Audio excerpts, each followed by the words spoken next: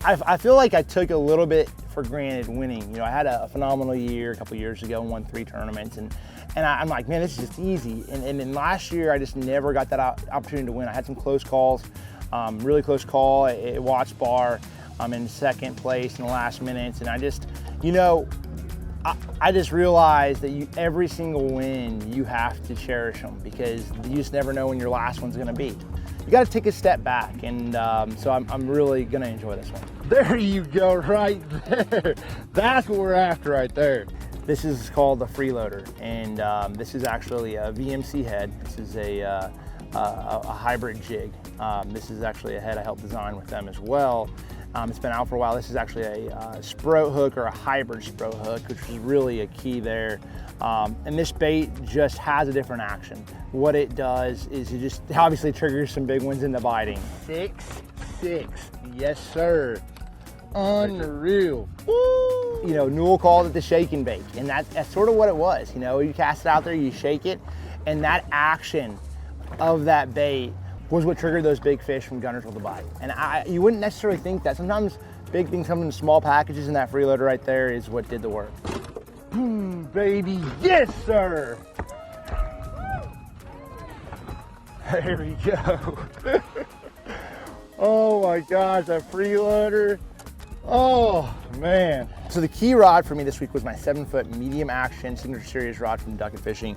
And the whole key with this is that fast tip. So there's a super fast tip up here towards the top, and then down the blanket it sort of stiffens up, and that was really, right here was what is allowing me to really impart action into the bait. And then also when they bite it, it loads up, and then, you know, that's when you see the hook, and it has a lot of backbone.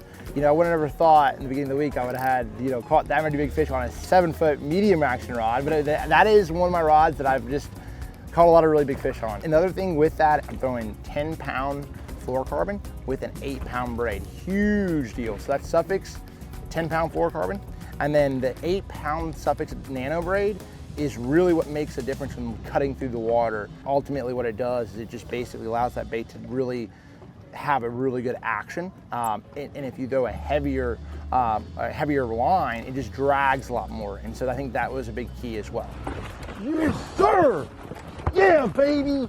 Yes, sir. Yeah, I mean, obviously I was catching big ones, but I caught a lot of bass too. I think it wouldn't have mattered regardless if I was catching, you know, 5, if I was catching every fish counts. I felt like I had enough stuff going on that I was gonna, you know, I really don't think the format really mattered that much in this one. The biggest thing is the scoring change. I think it was the fact that, you know, it's just relatable. You know, when somebody sees that I caught 29 pounds and 5 bass, they're like, oh yeah, like 29 pounds is very relatable to their club tournament or their weekend event, and or their BFLs. 6-0? 6-0.